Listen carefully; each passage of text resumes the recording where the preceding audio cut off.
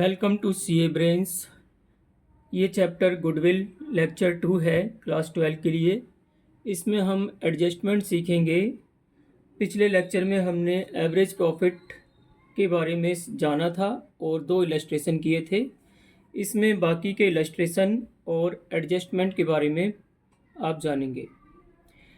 जब हम goodwill count करते हैं तो हमने जान लिया था कि हम केवल नॉर्मल प्रॉफिट को ही कंसीडर करते हैं।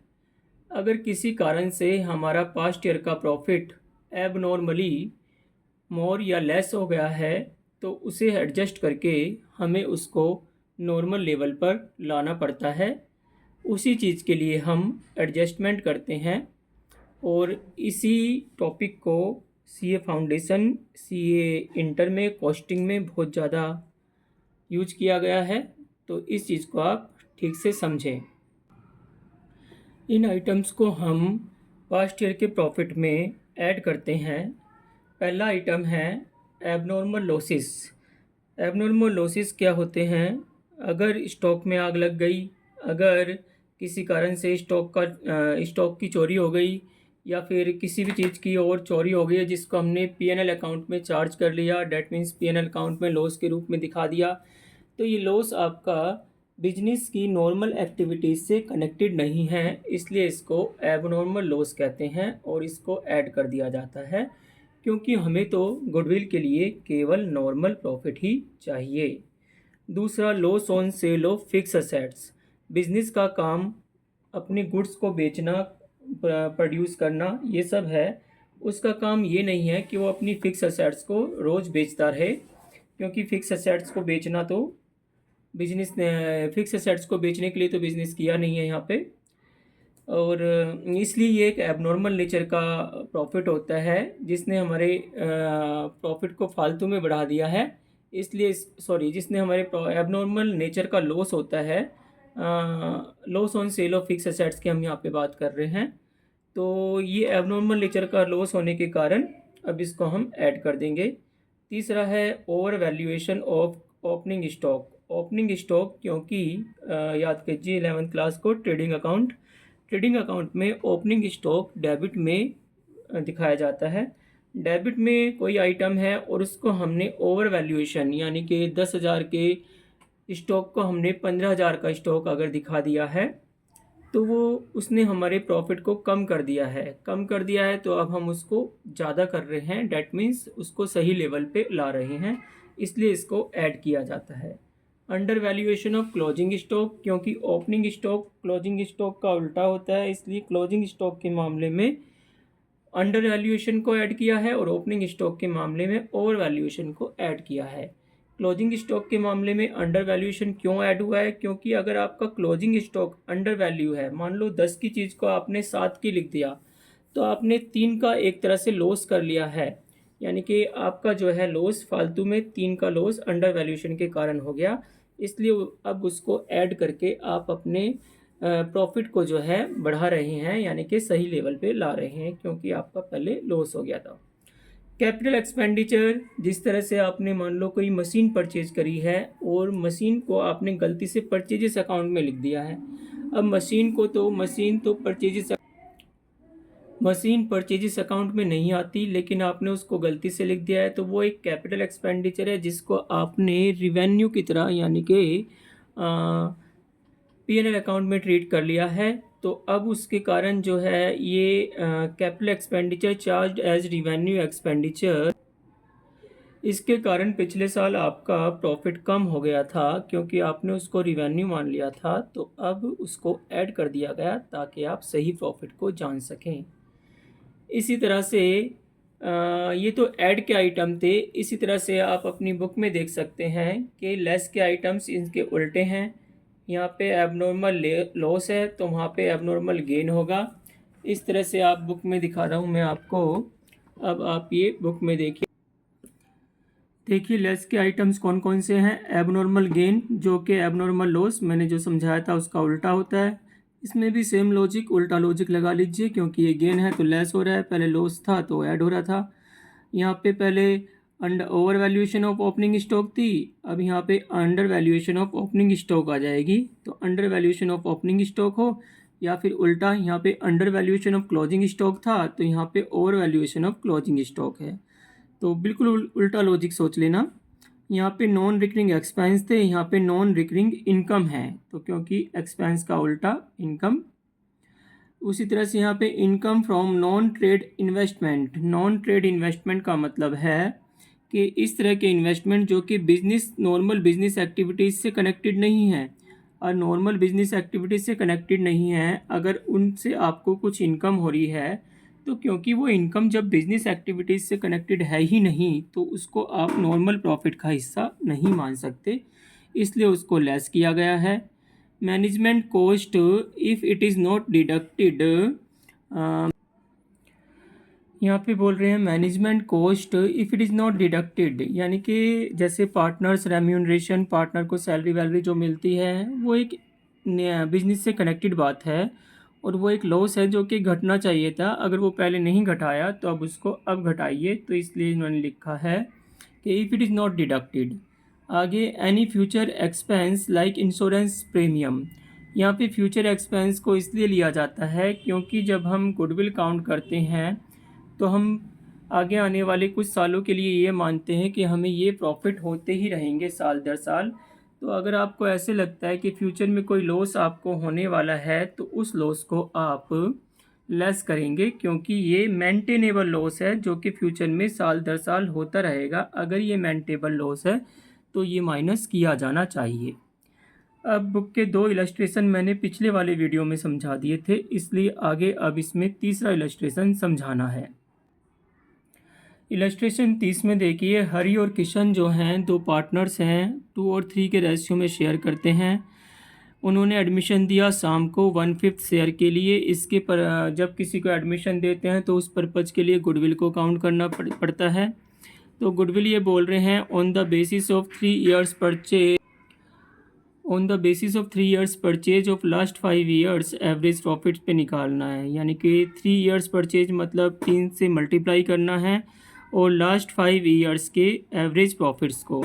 तो पहले लास्ट 5 इयर्स के एवरेज प्रॉफिट निकालेंगे, फिर उनको 3 इयर्स परचेज पे ले आएंगे, 3 गुना कर लेंगे। लेकिन यहाँ पे क्या है, टॉपिक में लिखा है व्हेन एडजस्टमेंट्स आर मेड। इस वाले इलस्ट्रेशन में केवल एक ही एडजस्टमेंट शायद दिया है। देखिए हमें यहाँ पे 5 सालों के प्रॉफिट दे दिए हैं, और 5 सालों के प्रॉफिट में ये ब्रैकेट में लिखा हुआ है तो ये प्रॉफिट ना होकर लॉस है। और आगे गुडविल को काउंट करना है। नीचे एक एडजस्टमेंट दे रखा है, बोल रहे हैं profit of 2014 to 15 was calculated after charging 10,000 for abnormal loss of goods by fire। इन्होंने खुद ही बता दिया है कि ये एबनॉर्मल लॉस है और गुड्स लॉस हो गए हैं फायर के कारण। हमें पता है एबनॉर्मल लॉस को ऐड कर लिया जाता है, इसलिए इसी तरह से एक फॉर्मेट आप बना लिया करो। पहले लिखो ईयर, फिर एडजस्टमेंट और फिर नॉर्मल प्रॉफिट, क्योंकि इन वाले सालों में कोई एडजस्टमेंट ही नहीं है, इसलिए इनको एज इट इज़ शो कर दिया गया। केवल इसमें 40,000 का प्रॉफिट था, 10,000 का एबनॉर्मल लॉस है, जो कि हमने पहले जान लिया है कि एबनॉर्मल लॉस को ऐड किया जाता है। तो इसको ऐड करके यहाँ पे 50,000 बना दिया। अब हमारा टोटल प्रॉफिट कर रहे हैं, टोटल नॉर्मल प्रॉफिट 2 लाख आ रहा है। 2 लाख को एवरेज करने के लिए नंबर ऑफ़ ईयर्स जितने साल के लिए, क्योंकि ये 5 साल का प्रॉफिट था तो इसको 5 साल से डिवाइड कर दिया गया है। तो 5 साल से डिवाइड करके यहाँ पे 40,000 आ गया है। तो आपका प्रॉफिट 40,000 एवरेज प्रॉफिट आ गया। और गुडविल निकालने के लिए आपको नंबर ऑफ़ ईयर्स कितने थे, 3 इयर्स क्वेश्चन ने बोला था, तो 3 से मल्टीप्लाई कर दिया इन्होंने नंबर ऑफ़ ईयर्स से। तो गुडविल आ गई आपकी average profit into number of years purchase, यानी कि 3 से मल्टीप्लाई करके 1,20,000। अगले क्वेश्चन में इन्होंने अगले इलस्ट्रेशन में देखिए 3 एडजस्टमेंट दी। बोल रहे हैं Rohan Ramesh purchase Bharat business with effect from 1 April 2022। It was agreed that the firms goodwill will be valued at 2 years purchase of average normal profit of the last 3 years. अब इन्होंने 3 साल का प्रॉफिट दे रखा है, उसको एवरेज करना है, लेकिन तीनों में एडजस्टमेंट दे दिए हैं। आंसर पे जाइए, ये आंसर भी पहले जैसे फॉर्मेट का है, और इस तरह के क्वेश्चंस के लिए यही फॉर्मेट मेरे ख्याल से बेस्ट होता है, आप इसी को यूज करना। अगले क्वेश्चन में इन्होंने दूसरा फॉर्मेट यूज किया है जिसमें एक कॉलम और बना रखा है। उसको करने से आपका फालतू का एक कॉलम बनाने का टाइम ही वेस्ट होगा, इसलिए टाइम का हमें ख्याल रखना पड़ता है पेपर में। तो पहले यहाँ पे ये इस तरह से ना लिख के सीधा आप इसको 19 से 20, 20 से 21, 21 से 22 इस तरह से लिख दें, इजी पड़ेगा थोड़ा। एडजस्टमेंट पहले वाले में 1 लाख का प्रॉफिट था, उस प्रॉफिट में एबनॉर्मल गेन भी शामिल है। आपने पहले जान लिया था कि एबनॉर्मल गेन को हम लेस करते हैं, तो इसको आप लेस कर दीजिए, कर दिया इन्होंने, तो बच गया 90,000। दूसरे वाले में एबनॉर्मल लॉस है, एबनॉर्मल लॉस को ऐड करते हैं, कर दिया तो आ गया 1,30,000। तीसरे वाले में इंक्लूडिंग नॉन बिजनेस इनकम, जब वो इनकम नॉन बिजनेस है और इसमें इंक्लूड हो रही है तो उसको तो लेस होना चाहिए, क्योंकि हम तो यहाँ पे बिजनेस इनकम चाहिए ना, हमें इस तरह से थोड़े ले रहे हैं कि अगर आपने रेंट पे रूम दे रखे हैं और उससे रेंट आ रहा है तो उसमें बिज़नेस का क्या योगदान है, वो तो बिज़नेस एक्टिविटी से कनेक्टेड नहीं है ना, इसलिए उसको भी लेस कर दिया गया है। और आपके पास बचे 80,000, तो आपका टोटल प्रॉफिट हो गया है 3 लाख, उसको एवरेज कर लिया गया है 3 लाख के प्रॉफिट को। आगे देखिए, 3 लाख के प्रॉफिट को 3 से डिवाइड करके एवरेज प्रॉफिट आ गया, फिर नंबर ऑफ़ ईयर्स 2 दे रखा था क्वेश्चन ने, उससे मल्टीप्लाई करके you get 2 lakh as goodwill amount. ये क्वेश्चन पहले क्वेश्चन से भी थोड़ा हायर है, इसमें जो है एडजस्टमेंट आपको 3 दे रखे हैं और थोड़े इसके एडजस्टमेंट अच्छे टाइप के हैं। देखिए, बोल रहे हैं सिमरन परचेज अनीता आज बिजनेस से, क्योंकि अनीता का बिजनेस सिमरन ने परचेज किया है और गुडविल को वैल्यू करना है 3 years purchase of average profit of the last 4 years, और इस तरह से प्रॉफिट दे रखे हैं 4 सालों के। एडजस्टमेंट देखिए, एडजस्टमेंट ही मेन होते हैं, उन्हीं पे ध्यान दीजिए। During the year ended 2019 an asset वो सोल्ड एट ए गेन, यानी कि असेट को बेचने पर गेन हुआ है 10,000 का, ये एबनॉर्मल गेन है। एबनॉर्मल गेन को लेस कर दिया जाता है, तो इसको लेस कर दिया जाएगा 10,000 को। दूसरे वाले प्रॉफिट में बोल रहे हैं a machine was destroyed in accident, दूसरे वाले एडजस्टमेंट में आपको लॉस हुआ है machine a machine was destroyed in an accident and 30,000 was written off as loss in profit and loss account.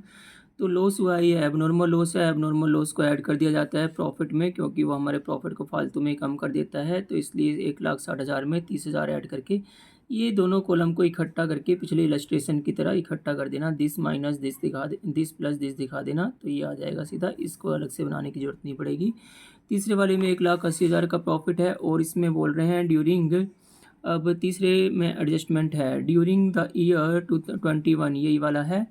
Firms assets were not insure due to oversight, यानी कि हमने गलती से फर्म की असेट को इंश्योर करना चाहिए था लेकिन नहीं किया, ध्यान नहीं दिया, ओवरसाइट हो गया, तो इसका मतलब ये लॉस होना चाहिए था। अब इसको हम लॉस के रूप में, क्योंकि अगर इसको हम कराते तो इंश्योरेंस प्रीमियम 10,000 का दे रखा है, बोल रहे हैं it is a regular expense incurred every year. अगर ये रेगुलर एक्सपेंस होता है तो हम गुडविल निकालने के लिए रेगुलर चीज़ों को कंसिडर करते हैं, क्योंकि वो हमारे प्रॉफिट को कम या ज़्यादा करती हैं, इसलिए इसको इन्होंने कंसिडर करते हुए, लॉस कंसिडर करते हुए प्रॉफिट को कम कर दिया है। तो 10,000 नेगेटिव करके यहाँ पे 170 बच गया है। उसके बाद लास्ट में तो कुछ करना ही नहीं है, एडजस्टमेंट दे नहीं रखा है। उसके बाद आपका 6,60,000 हो गया, 4 से डिवाइड कर दिया आपने। 4 से डिवाइड करने के बाद देखिए ज़रा, तो 6,60,000 जो पहले साल का प्रॉफिट ये था, एडजस्टमेंट के साथ ये, दूसरे साल का ये, एडजस्टमेंट के साथ ये, तीसरे साल का ये, एडजस्टमेंट मैंने समझा दिए थे। तो 4 साल से डिवाइड करके 1,65,000 रुपये आ गए यहाँ पे, एवरेज करने के लिए 3 से मल्टीप्लाई कर लिया। आगे बढ़ते हैं इलस्ट्रेशन 6 की तरफ। इलस्ट्रेशन 6 में Om Shanti and NaMo are partners equally share कर रहे हैं प्रॉफिट को। देव को उन्होंने एडमिशन दिया, गुडविल को वैल्यू करना है एट 4 ईयर्स परचेज पर, average profit of last 5 years पर, और इन्होंने 1 साल का लॉस दे रखा है, बाकी चारों का प्रॉफिट दे रखा है। नीचे इनका एडजस्टमेंट अच्छे वाला है, इन्होंने बोला है 1 अप्रैल 21 में 5 साइकिल्स कॉस्टिंग ₹20,000। अब ये ध्यान दे लेना, कॉस्टिंग ₹20,000 ईच नहीं है। जब भी हमें किसी चीज़ का नंबर दिया हो और कॉस्ट दी हो तो ईच वर्ड को ध्यान दिया करो, यहाँ पे गलती से मल्टीप्लाई मत कर देना। तो ये केवल टोटल 5 साइकिल 20,000 रुपये की हैं। वह wrongly debited to travelling expenses, travelling expense एक रिवेन्यू एक्सपेंस होता है, लेकिन साइकिल्स जो हैं जो हम परचेज कर रहे हैं वो एक कैपिटल एक्सपेंडिचर है, यानी कि यहाँ पे टॉपिक आ गया कि कैपिटल एक्सपेंडिचर को रिवेन्यू एक्सपेंडिचर मान लेना। तो इसके कारण हमारा प्रॉफिट जो है फालतू में ही लेस हो गया था, तो उसको अब हम ऐड करके प्रॉफिट को बढ़ा लेंगे। लेकिन उसके साथ फिर डेप्रिसिएशन का इशू और आता है। बोल रहे हैं डेप्रिसिएशन जो है 25% पर एनम के हिसाब से इन पर चार्ज करना था इस क्वेश्चन में। क्योंकि यहाँ पे एडजस्टमेंट ये थोड़ा तगड़े वाला है, तो इसके लिए अलग से वर्किंग नोट बना देना जैसे इन्होंने बनाया है। पहले आप वर्किंग नोट को ही समझिए, वर्किंग नोट समझ गए तो ये क्वेश्चन आसान लगेगा। तो यहाँ पे जो है ये साइकिल्स की जो बात करी थी वो 2021 से 22 के प्रॉफिट के लिए थी, और 21 से 22 में इनको लॉस हुआ था 1,20,000 का। तो पहले तो यहाँ पे लॉस फॉर द ईयर, यहाँ पे आप 21 से 22 भी लिख सकते हैं, 1,20,000 रुपये ले लिया। उसके बाद इन्होंने, क्योंकि जो हमने कैपिटल एक्सपेंडिचर को रिवेन्यू एक्सपेंडिचर माना था, लॉस फॉर द, पहले लॉस लिख लिया। ये बहुत ढंग से समझना, पहले हमारे पास 1,20,000 रुपये का लॉस है। अब हमने 5 साइकिल्स जो कि 20,000 रुपये की थी उसको हमने ट्रैवलिंग एक्सपेंस मान लिया था, यानी कि रिवेन्यू एक्सपेंस मान लिया था। उसके कारण हमारा लॉस और बढ़ गया होगा, क्योंकि 20,000 रुपये तो हमने फालतू का लॉस ले लिया था ना। तो इसलिए अब अपने लॉस को कम कर देंगे हम। यहाँ पे थोड़ा ये हमेशा जो है जो रूल्स दे रखे थे उसके अकॉर्डिंग मत जाना, क्योंकि वो रूल प्रॉफिट के बेस से बनाए थे। तो यहाँ पे ये भी देख लेना कि आपके पास लॉस है या प्रॉफिट है, उसके हिसाब से लॉजिक लगाना। जो आपके पास 1,20,000 रुपये का प्रॉफिट लॉस हुआ है यहाँ पे, वो लॉस तब हुआ है जबकि आपने 20,000 का तो फालतू का लॉस ऐड कर रखा है, इसलिए उसको लेस करके पहले 1,00,000 रुपये पर पहुँचे हैं।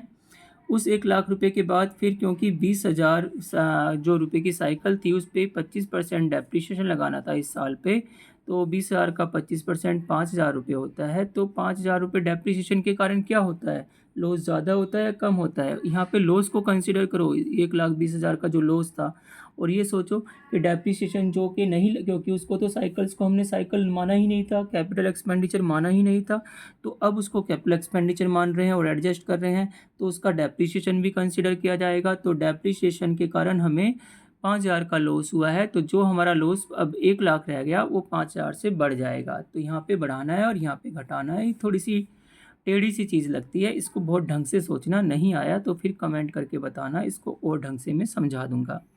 उसके बाद फिर आगे के प्रॉफिट तो सारे ठीक ही हैं, केवल एक ही साल के लिए 22 के लिए एडजस्टमेंट था यहाँ पे, जो कि हम 1,05,000 रुपये ले आए, और तो एज इट इज़ इन्होंने प्रॉफिट ले लिए यहाँ पे। ये इसका फॉर्मेट आप अपने इसी तरह से ले लेना, क्योंकि हमें पहले दिख ही रहा है कि क्वेश्चन में एक ही एडजस्टमेंट है एक ही साल के लिए, उसको वर्किंग नोट से हम निपटा दिए। अगर वर्किंग नोट से निपटा दिया है तो फिर कोई एडजस्टमेंट ज़्यादा टेबल बनाने की ज़रूरत ही नहीं रह जाती।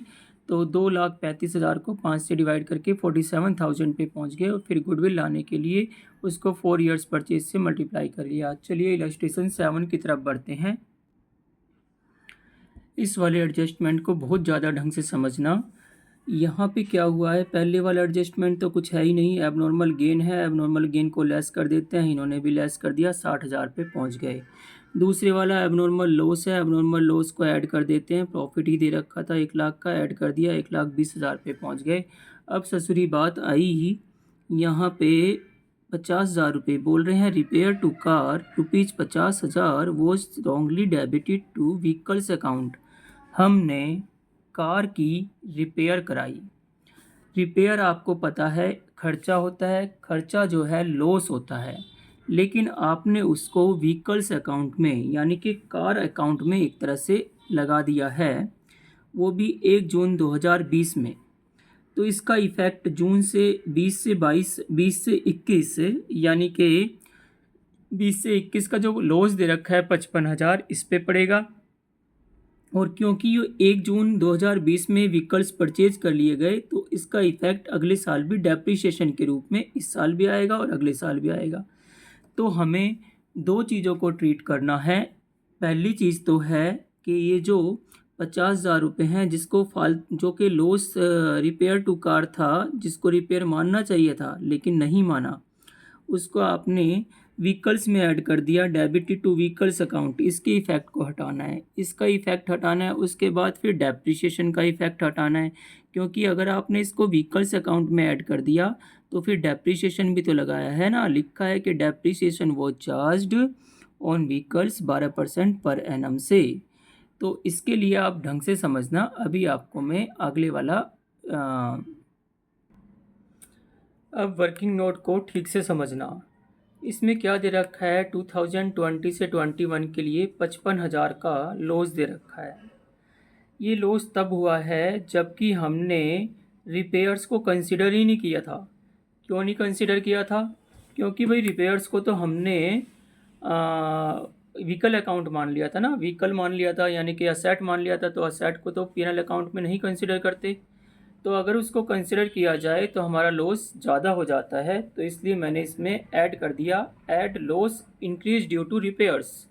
तो 50,000 का लॉस और बढ़ गया।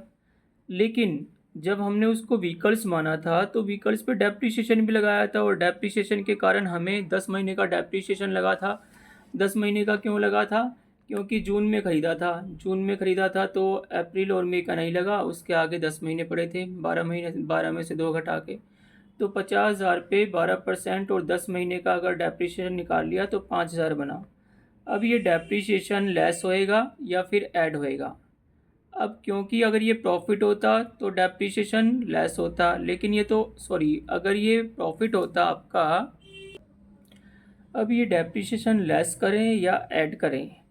आप सोचिए कि आपने क्या किया था कि व्हीकल मान लिया था रिपेयर्स को गलती से, और व्हीकल्स पे डेप्रिसिएशन लगा दिया था। उसके कारण आपने अपने प्रॉफिट को एक तरह से कम कर लिया था, यानी कि लॉस था आपका, तो प्रॉफिट तो था ही नहीं। यानी कि लॉस आपका जो है 55,000 का जो लॉस दे रखा था क्वेश्चन ने, वो 5,000 का तो फालतू में डेप्रिसिएशन के कारण बढ़ गया था।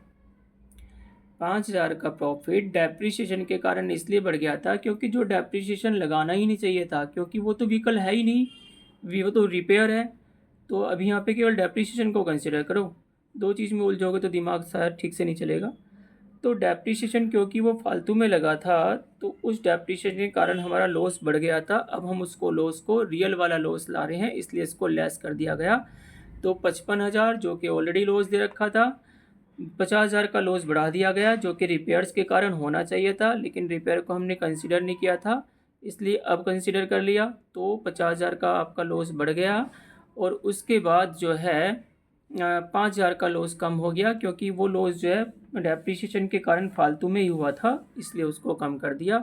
तो आपका 1,00,000 का यहाँ पे प्रॉफिट नॉर्मल 1,00,000 का लॉस ही आया है, लॉस फॉर ईयर 20 to 21। तो इस 20 से 21 में 1,00,000 का लॉस कंसिडर करेंगे। उसके बाद 22 के लिए, यानी कि 21 से 22 के लिए इन्होंने 1,44,000 का प्रॉफिट दे रखा है। अभी मैं आपको बुक में दिखाऊंगा। लेकिन ये जो डेप्रिसिएशन का सिलसिला चल रहा है ये अगले साल में भी जाएगा। तो आपको 50,000 पे 12% के हिसाब से डेप्रिसिएशन निकालेंगे तो वो डेप्रिसिएशन 6,000 निकलेगा।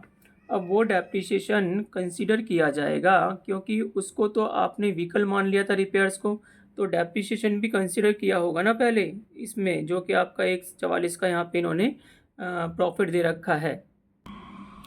देखिए बुक पे ये जो इन्होंने 1,44 का प्रॉफिट दे रखा है इस साल में, क्योंकि 21 में ही आपने ख़रीद लिया था, 21 में ही आपने रिपेयर को व्हीकल मान लिया था। व्हीकल मानते हुए इस पे डेप्रिसिएशन भी लगाया होगा अगले साल भी, क्योंकि डेप्रिसिएशन तो साल दर साल लगेगा ना, स्ट्रेट लाइन के हिसाब से लगा रहे थे। तो इस 1,44 का जो ये प्रॉफिट आया उसमें 6,000 का डेप्रिसिएशन शामिल है। 6,000 रुपये कैसे आएंगे? 6,000 रुपये आपके आएंगे जब आप 50,000 पे 12% निकालेंगे तो 6,000 रुपये आएंगे। वो डेप्रिसिएशन लेस करने के बाद ये आपका 1,44,000 का यहाँ पे प्रॉफिट आया है। तो इस तरह से अगर आप इसको, क्योंकि हमने तो वो व्हीकल तो था ही नहीं, वो तो रिपेयर था, तो उस वाले डेप्रिसिएशन को जो कि फालतू में ही लग गया था अब ऐड करना पड़ेगा। तो इसमें 1,44 में 6 ऐड करके 1,50 पे पहुंचा गया है। अब ये आ गया आपका टोटल 2,20,000 का, 2,30,000 का प्रॉफिट। उसको फिर आप एवरेज कर लेंगे। आगे देखिए एवरेज प्रॉफिट किस तरह से किया गया है। तो यहाँ पे अब इस प्रॉफिट को एवरेज करने के बाद टोटल 2,30 4 से डिवाइड कर दिया है, 57,500 आ गया, 2 ईयर्स पे कर लिया। ये जो 6,000 का मैं प्रॉफिट बता रहा था, डेप्रिसिएशन बता रहा था, वो 5,000 का 12% ये निकाल के दिखा रखा है इसको। फिर भी अभी भी मैंने बहुत ढंग से समझाने की कोशिश की है, लेकिन अभी भी समझ नहीं आया, तो फिर आप बार बार देखिए, पूछिए।